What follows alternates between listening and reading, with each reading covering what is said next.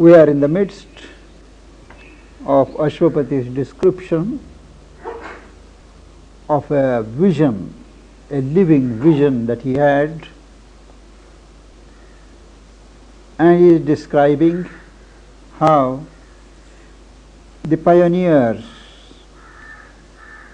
of the new age were descending from above into the little room of mortal life.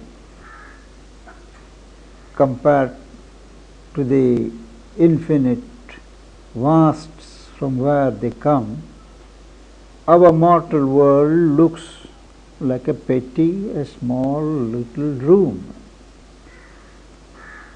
I saw them cross the twilight of an age. That means one age is going, another age is coming, and in between there is the twilight. It is neither dark nor there is light. Whom did he see? I saw them cross the twilight of an age, the sun-eyed children of a marvelous dawn. It was a marvelous dawn, and they were children whose eyes were like suns, because the sun is to come.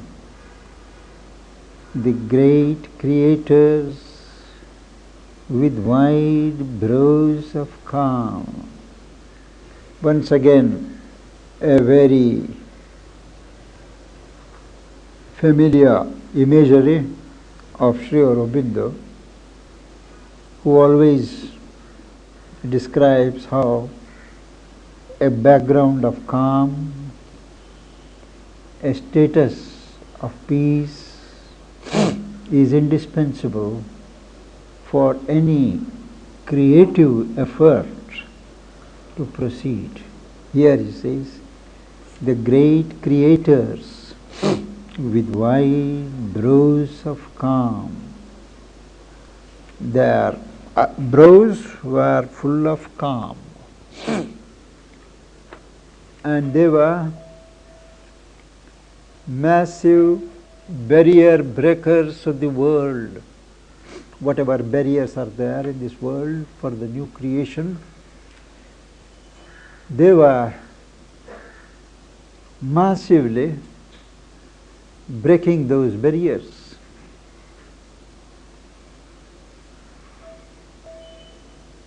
We have and restless with destiny in our lists of will. These young children, pioneers, they didn't accept destiny as it came. They wrestled with destiny.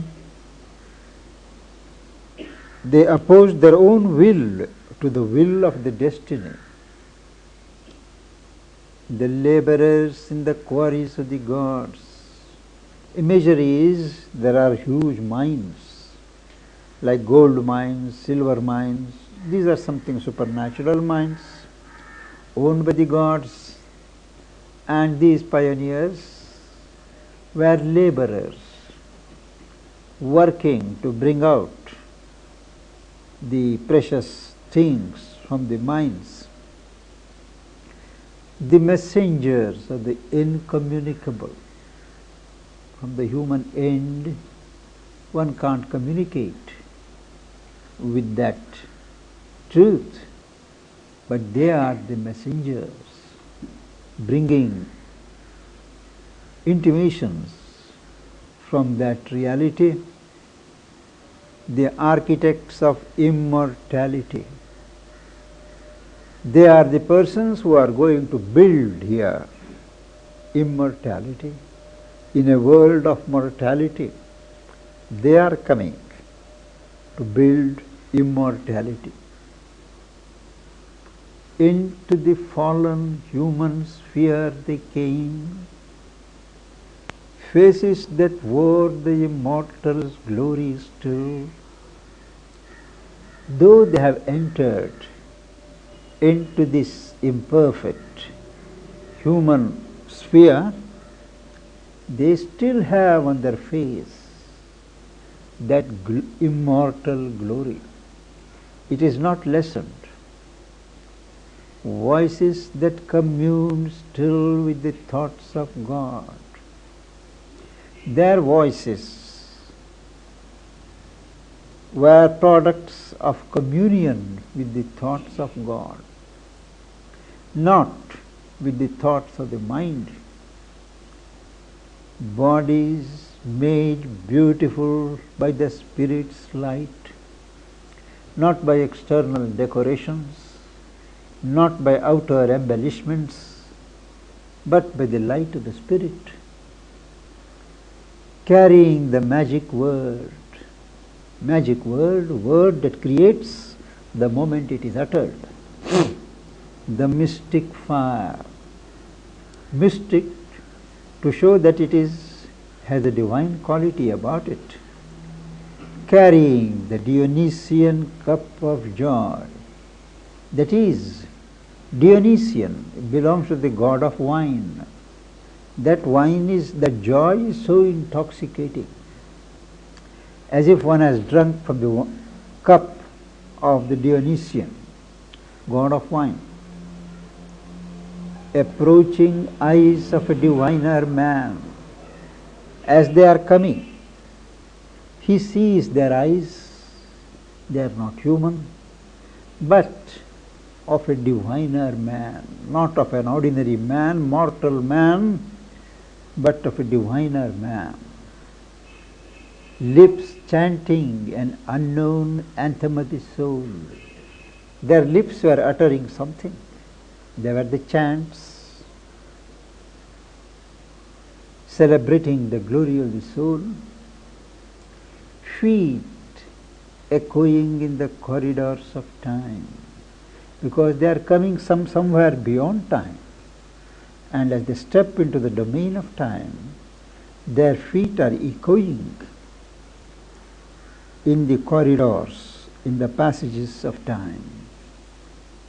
High priests of wisdom, sweetness, might and bliss, discoverers of beauty's sunlit ways, the ways, the roads of beauty, which are always bright, and swimmers of love's laughing fiery floods. They swim in the floods. What kind of floods? Laughing, fiery floods of love. They swim in that. That is, they participate in the manifestation of love. And dancers within rapture's golden doors, full of rapture. It is a chamber of rapture, golden to indicate their truth origin. Their tread one day shall change this suffering earth. Such are the great beings, the sun-eyed children of dawn, the pioneers, and their tread shall surely change the face of the suffering earth and justify the light on nature's face. With all the difficulties, with all the obstructions, with all the clouds, there is still a light on the face of nature.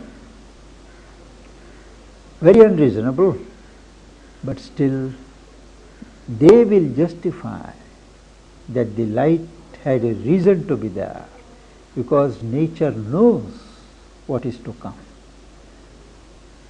That tread one day shall change this suffering earth and justify the light on nature's face.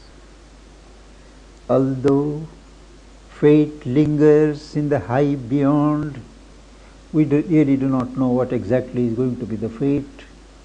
It is still hiding there, and the work seems vain on which our heart's force was spent. We have spent all along our force, our emotions, our energies of heart, but all that work turns out to be in vain. In spite of it, though the fate is not showing its face here yet, in spite of the fact that all the work that we have done appears to be in vain, all shall be done for which our pain was born. We have doubtless endured, borne so much of pain for a particular objective, and that shall be done. Even as of old, man came behind the beast, that is, in the evolutionary course, just as beast came first and afterwards man, this high divine successor surely shall come behind man's inefficient mortal pace. Man is walking in a very inefficient pace, speed. Behind him, the divine successor shall come. Behind his vain labor, sweat and blood and tears of the mortal man, he shall know what mortal mind barely dares think. The human mind can hardly dare to think of certain possibilities, but he knows. He shall do what the heart of the mortal could not dare. Inheritor of the toil of human time all along, he shall take on him the burden of the gods. All heavenly light shall visit the earth's thoughts as a consequence of their coming, as a consequence of his succeeding man. All heavenly light shall visit the earth's thoughts. Earth's thoughts will no longer be pursued by the shadow of ignorance. The might of heaven shall fortify earthly hearts. Earthly hearts will no more be shaking, agitated. The might of God, the might of heaven shall strengthen, shall fortify. Earth's deeds shall touch superhuman's height. As at present, the highest deeds of the earth don't go beyond the human range. But then, when these pioneers will have done their work, they will touch the superhuman's height, earth seeing widen into the infinite.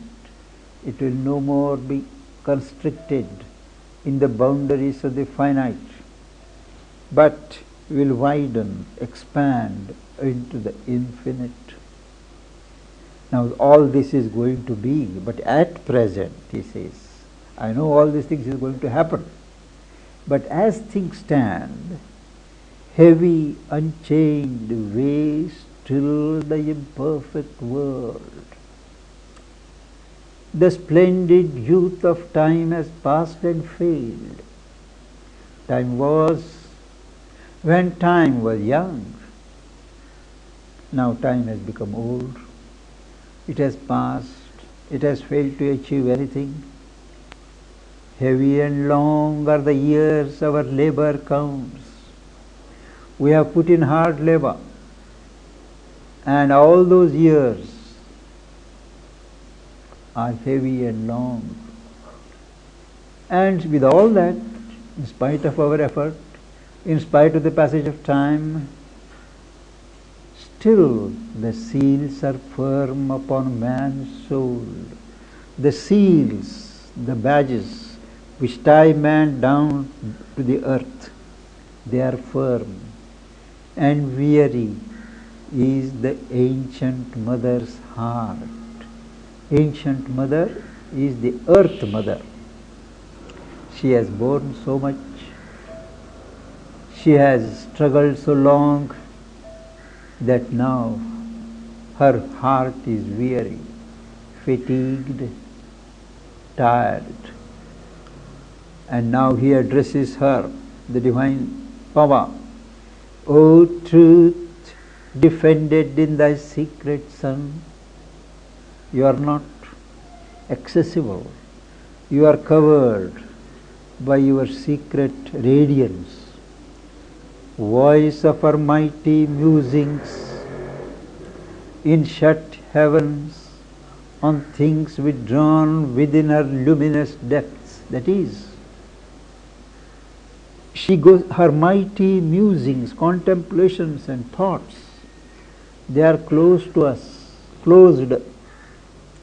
They are shut and they are concentrated on things which are withdrawn from us, which are lost in her luminous depths.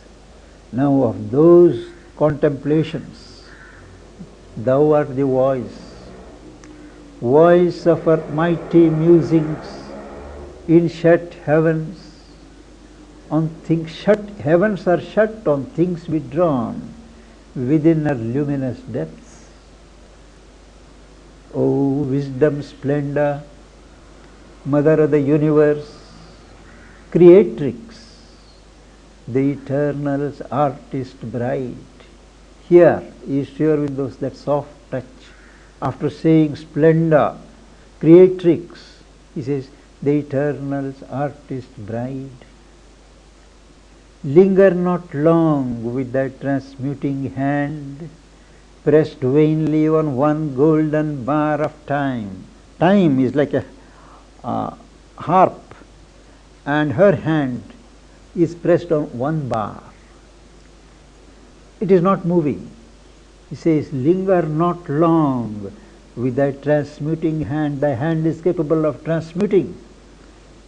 Pressed vainly on one golden bar of time, as if time dare not open its heart to God. Why are you hesitating? As if time cannot reveal its contents to God, so you are not taking your hand off that golden bar of time. O radiant fountain of the world's delight, world free and unattainable above, O bliss, whoever dwells deep hid within, thou art unattainable there. Thou art transcendent of the worlds, but you dwellest deep hid within each person. Thou dwellest. O bliss, whoever dwells deep hid within, while men seek thee outside and never find. That's the tragedy of man.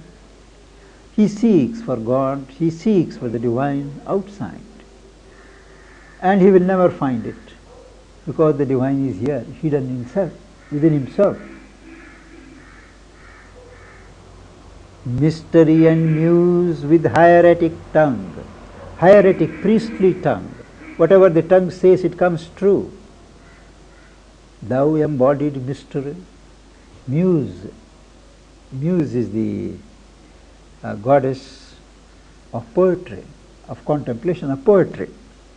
Mystery and muse with hieratic tongue, incarnate the white passion of thy force.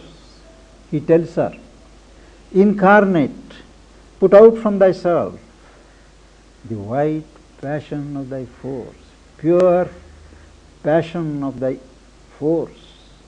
Mission to earth some living form of thee. Thy own form and a living form send on earth charged with a mission.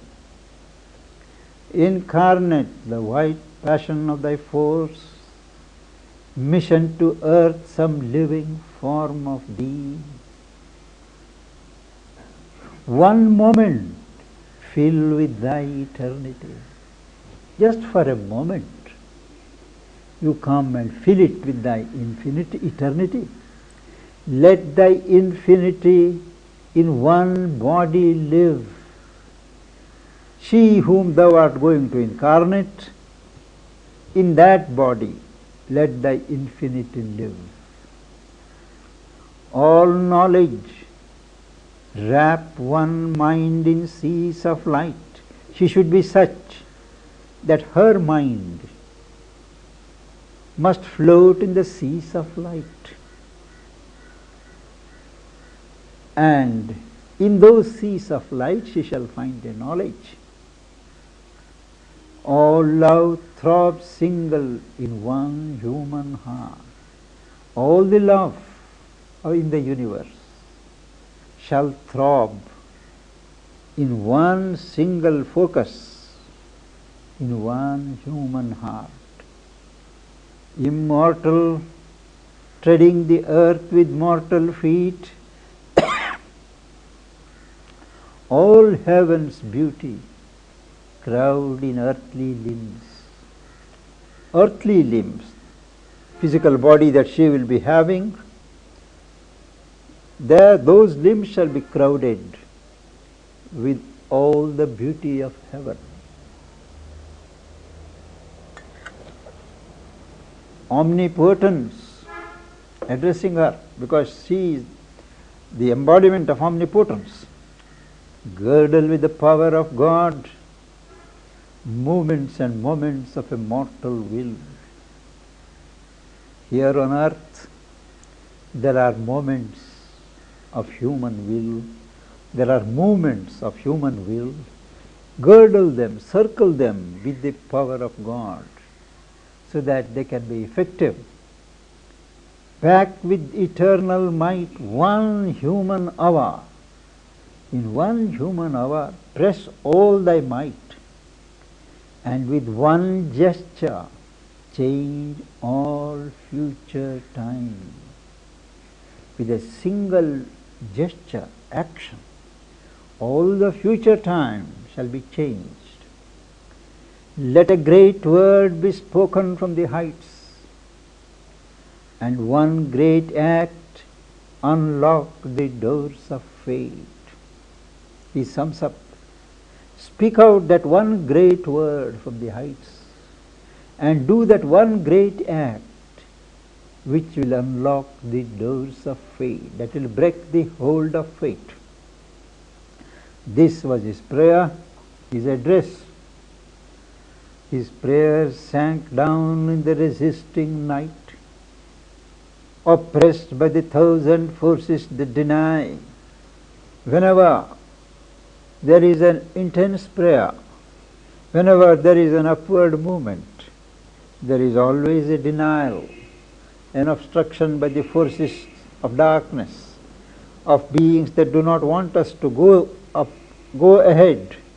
Now his prayer also was resisted by the night, means the night symbolizing darkness, oppressed by the thousand forces that deny, as if too weak to climb to the Supreme. He feels as if the way his prayer sank down, he feels it has been too weak to climb up to the Supreme. But there arose a wide consenting voice. He hears a voice, wide and consenting, giving her consent.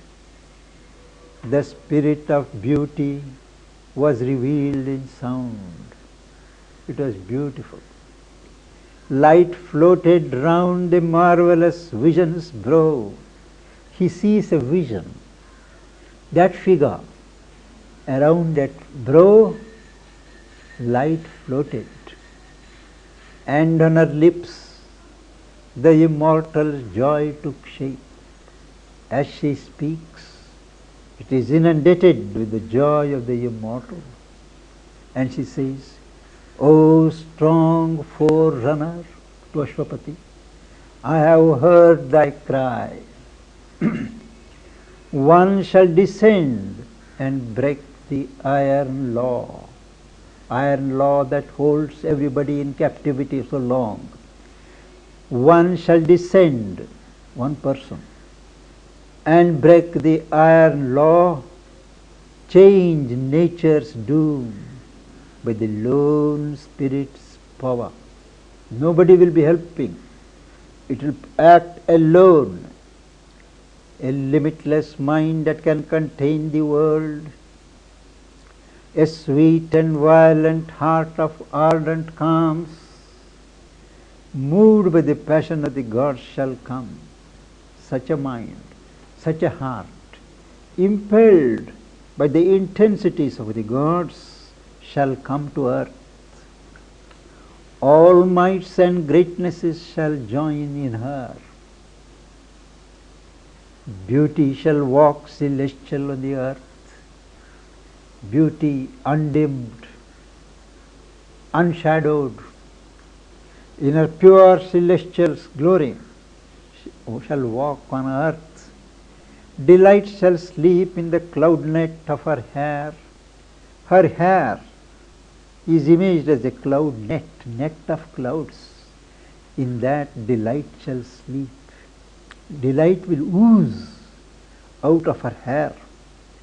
And in her body, as on his homing tree, immortal love shall beat his glorious wings. Immortal love is compared to imaged as a bird, and just as a bird sits and beats his wings on a tree, which is his home, bird flies, comes back, sits where it feels secure, and on that homing tree, which acts as a home, the bird happily beats its wings. So, in her body, immortal love shall beat his glorious wings. A music of griefless things shall weave her charm. There will be a music, but without grief, without interruption. And as the music proceeds, charm will be woven. Our earthly music is full of pain and sorrow. But this one, music of griefless things. The harps of the perfect shall attune her voice as she speaks. The harps of the gods shall be in tune with her voice. The streams of heaven shall murmur in her laugh. Her lips shall be honeycombs of God. They will be oozing with the compassion of God. Her limbs is golden jars of ecstasy. Her breasts, the rapture flowers of paradise. Her body will hold the joy and the rapture and the beauty of gods. She shall bear wisdom in her voiceless bosom. Strength shall be with her like a conqueror's sword, and from her eyes the eternal's bliss shall gaze.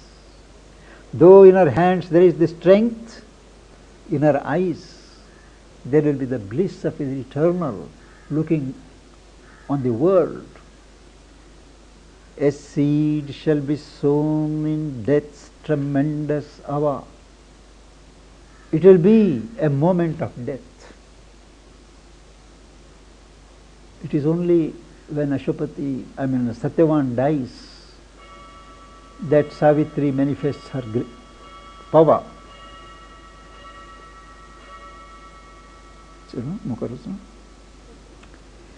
A seed shall be sown in death's tremendous hour, a branch of heaven transplant to human soil. At that moment, a branch of a heavenly tree shall be transplanted and planted, and shall be transferred and planted on the human soil. And as a consequence, nature shall overleap her mortal step. Nature has been used to a particular rhythm, a particular pace. Nature shall overleap her mortal step. Fate shall be changed by an unchanging will. The unchanging will of the divine shall completely transmute the decrees of fate. Now this is her boon assuring him that one shall descend and break the iron law and so on. And thereafter Ashwapati returns, and we have one more session. We will complete the canto next time.